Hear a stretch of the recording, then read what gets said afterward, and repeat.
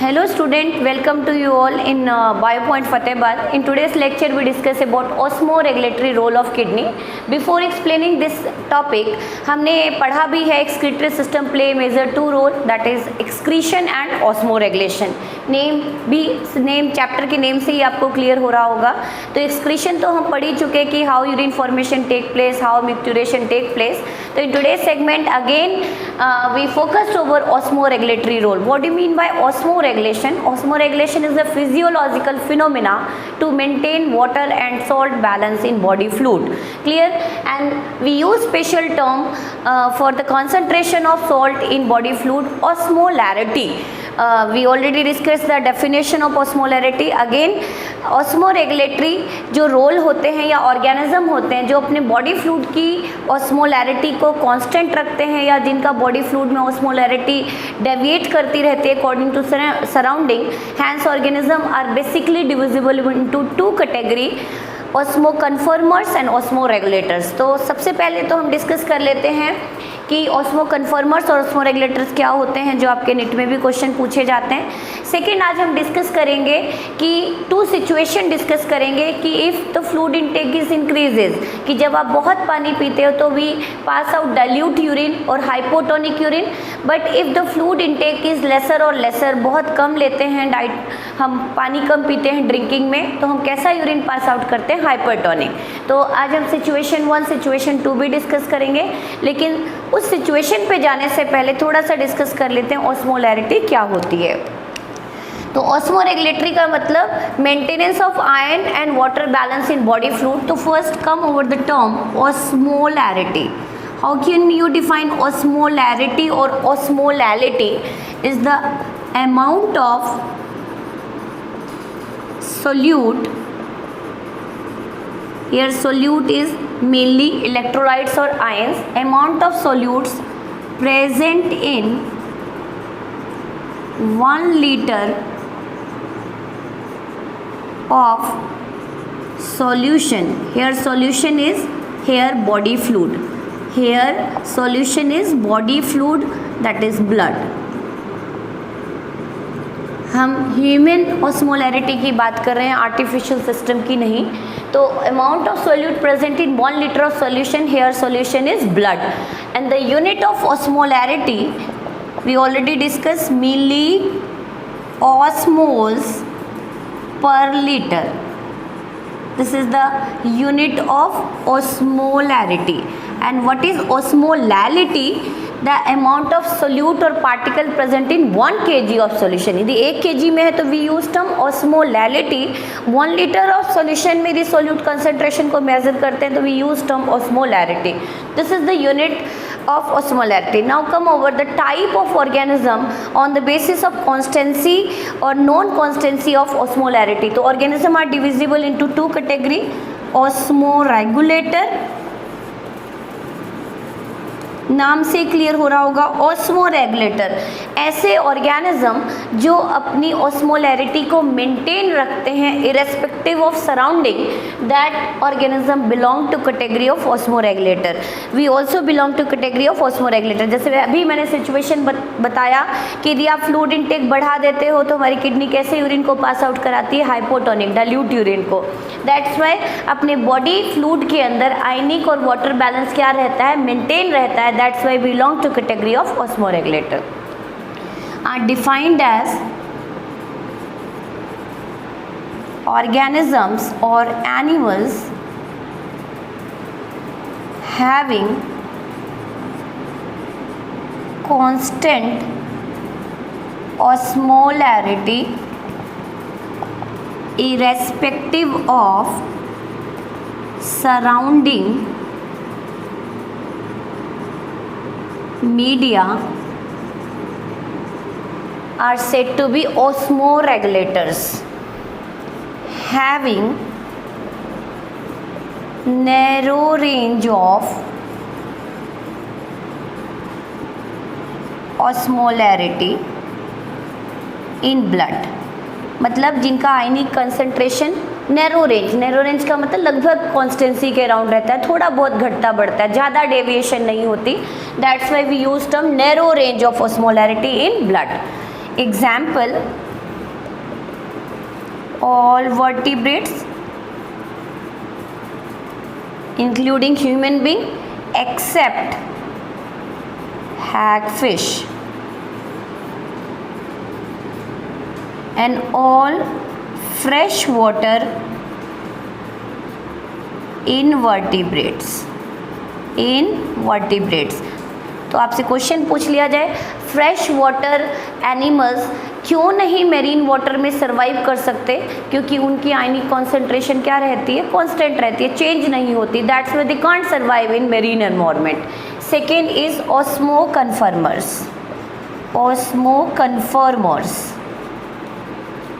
Conformers are defined as organism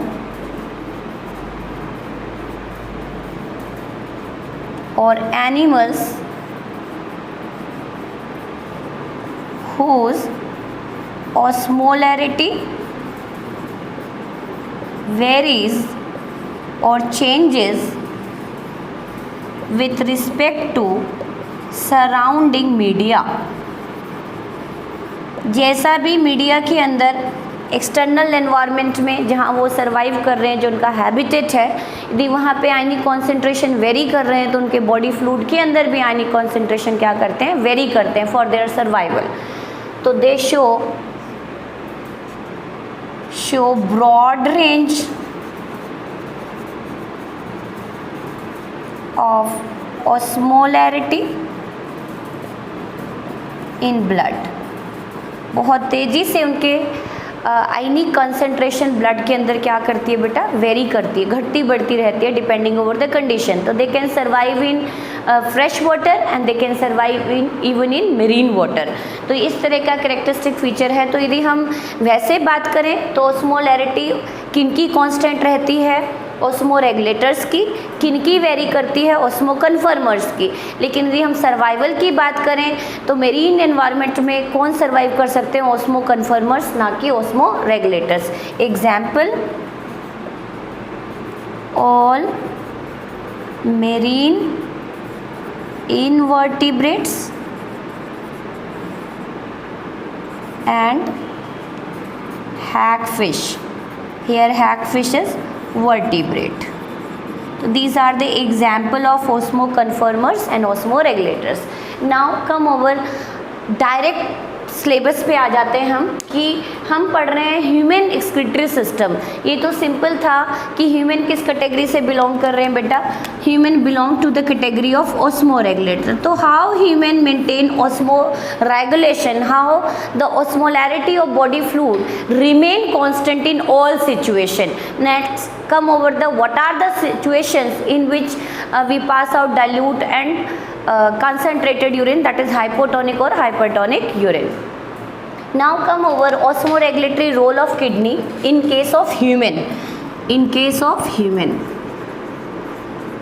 Here I discuss two situation कि किस तरह का यूरिन हम पास आउट करेंगे in different condition। First situation और first case, situation first, if fluid intake increases और मोर। जब हम फ्लूइड इनटेक बढ़ा देते हैं तो उस केस में एक ऐसा ऑटो रेगुलेटरी मैकेनिज्म होता है। And situation second, if fluid intake decreases, that is less.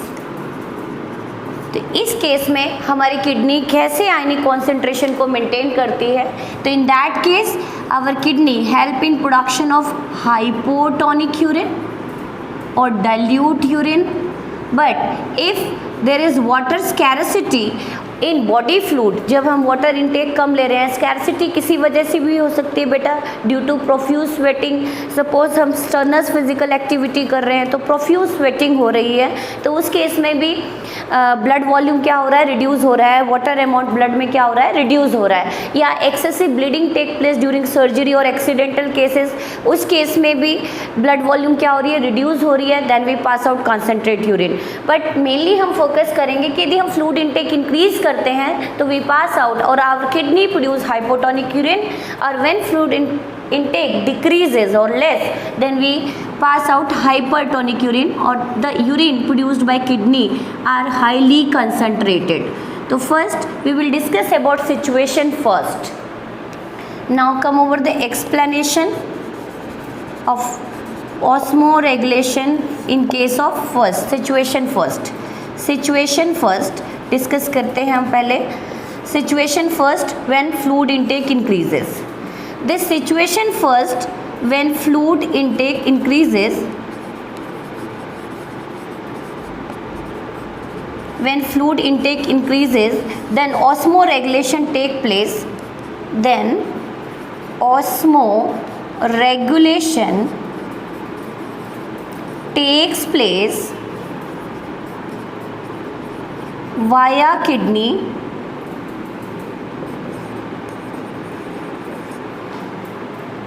by two means के थ्रू हमारी किडनी रेगुलेट करती है इस सिस्टम को.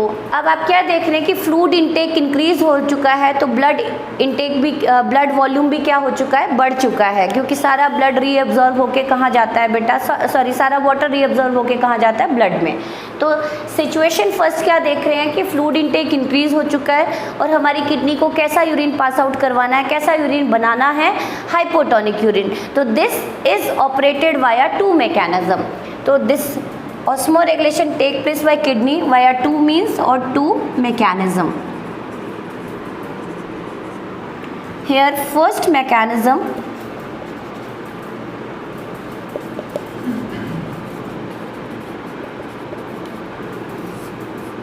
by increasing ultrafiltration.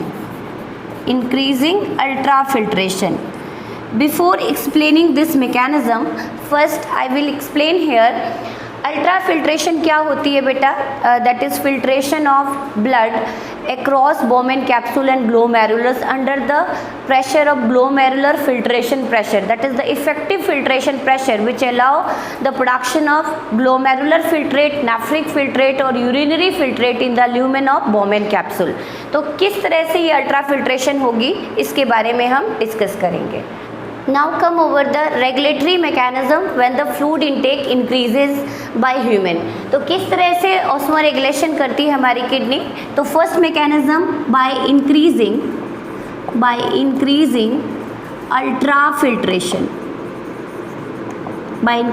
ultrafiltration. तो फ्लो चार्ट के फॉर्म में ही करेंगे बेटा हम सिंप्लीफाइड कि when fluid intake is increases, fluid intake increases, this would result in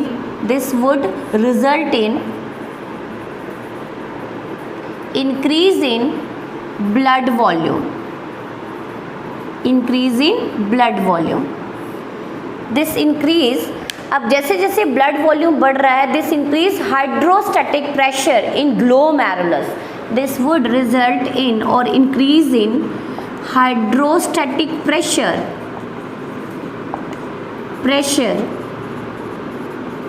in glomerulus. Normal ये कितना प्रेशर पढ़ा था बेटा हमने कि ग्लोमेरुलस में जो हाइड्रोस्टैटिक प्रेशर जनरेट होता है, normal this pressure is 60 mm of mercury column. लेकिन जैसे जैसे हाइड्रोस्टैटिक प्रेशर बढ़ रहा है तो it would reach up to 80 mm of mercury column. It would increases up to 80 mm of mercury column. Normal glomerular filtration pressure जो आप देख रहे हैं कि हाइड्रोस्टैटिक प्रेशर ग्लोमेरुलस में कितना जनरेट होता था बेटा, 60 mm ऑफ मर्करी कॉलम. लेकिन ब्लड वॉल्यूम बढ़ने की वजह से, वाटर अमाउंट बढ़ने की वजह से फिल्ट्रेशन प्रेशर कितना पहुंच चुका है, 80 mm of mercury column. This would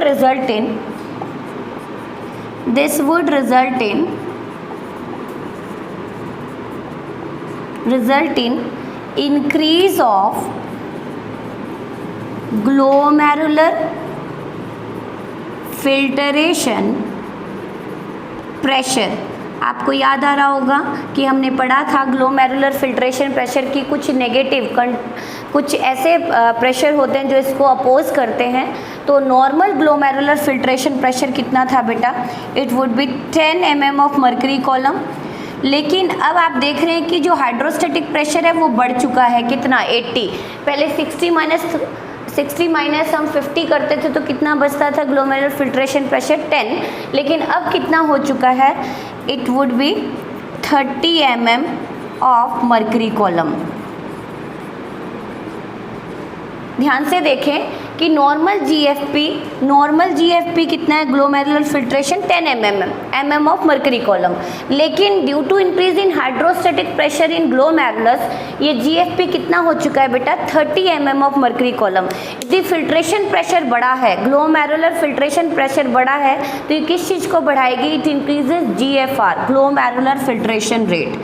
this would result in increase in GFR, glomerular filtration rate. The normal filtration rate is 125 ml per minute.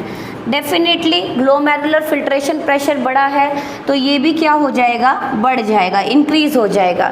This would result in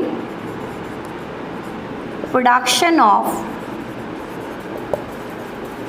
large amount of nephric और glomerular filtrate in Bowman capsule। बहुत ज़्यादा filtrate collect होना शुरू हो गया तो definitely इतने सारे वाटर की रीअब्जॉर्प्शन तो होगी नहीं, तो हमारी किडनी कैसा यूरिन पास आउट करेगी। This ultimate result in production of hypotonic urine. ध्यान से एक बार फिर से रिकैप कर देती हूँ कि जब फ्लूइड इंटेक बढ़ता है, व्हेन फ्लूइड इंटेक इंक्रीजेस, बढ़ता जा रहा है, तो this result in increase in blood volume.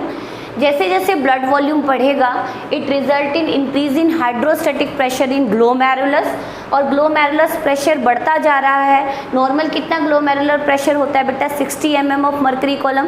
Glomerulus is high capillary bed zone in kidney और नेफ्रॉन हाई प्रेशर जोन होता है। लेकिन अब ये बढ़ के कितना हो चुका है? 80 mm of mercury column. This would result in increase of glomerular filtration pressure. Normal glomerular filtration pressure is 10 mm of mercury column. Now it reach up to 30 mm of mercury column. जैसे जैसे pressure बढ़ेगा it increase GFR, glomerular filtration rate, and lead to production of great amount of nephric filtrate. इतनी तेजी से reabsorption नहीं हो रहा जितनी तेजी से क्या प्रोड्यूस हो रहे हैं? Nephric filtrate that result in production of hypotonic urine. So it's the first mechanism when we increase fluid intake we pass out dilute urine. Now come our second mechanism. The second mechanism which again lead to production of hypotonic urine when we increase fluid intake. Clear? तो यदि मैं normally बताऊं तो water की maximum reabsorption कहाँ होती है बेटा? डिसेंडिंग लिम्ब में, डिस्टल पार्ट ऑफ DCT में, and mainly in collecting duct. The collecting duct associated with reabsorption of water under the influence of which hormone बेटा? ADH। यदि मैं नॉर्मल बताऊं तो कि रीअब्जॉर्प्शन ऑफ वाटर के लिए मेनली कौन सा हार्मोन रिस्पॉन्सिबल है? ADH, anti diuretic hormone. Anti diuretic का मतलब जो कैसी यूरिन को पास आउट कराए? कंसंट्रेट। लेकिन अब आप देख रहे हैं कि फ्लूइड इंटेक बढ़ चुका है, हम ज़्यादा पानी पी रहे हैं तो ब्लड वॉल्यूम भी क्या हो चुका है? इंक्रीज हो चुका है, जो किस चीज़ को इनहिबिट कराता है? हाइपोथैलेमस को। Here the source of ADH is hypothalamus which is secreted by you can write ADH is a hormone associated with reabsorption of water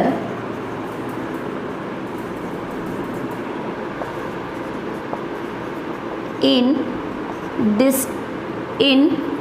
DCT and collecting duct, mainly in collecting duct, major reabsorption water की कहाँ कराता है बेटा? Collecting duct में। This ADH hormone is secreted, produced और released by released via hypothalamus, but it is secreted by posterior pituitary. Full form of ADH is anti-diuretic hormone. It is only it's get peak when we intake less and less water, कि जब blood volume reduce होता है उस case में ये hormone release होता है. लेकिन अभी तो हमने कौन सी सिचुएशन चल रही है, फर्स्ट सिचुएशन, कि हम वाटर इनटेक को क्या करते जा रहे हैं, बढ़ा रहे हैं. तो उस केस में इसकी एक्टिविटी क्या हो जाएगी, इनहिबिट हो जाएगी और इसका लेवल ब्लड में क्या हो जाएगा, लो हो जाएगा. ADH is also said to be vasopressin and the common name is pitressin. Now come over the role of ADH. यहाँ पे ADH as such कोई रोल नहीं करता. तो अब सिचुएशन क्या है, when excess of water is taken, तो water intake increases. This would result in increase in blood volume. This cause inhibit the osmoreceptors. Hence, the level of ADH decreases. ADH का level क्या हो रहा है, decrease हो रहा है. Hence, reabsorption of water decreases in collecting duct. water reabsorb ही नहीं हो रहा. this ultimate lead to production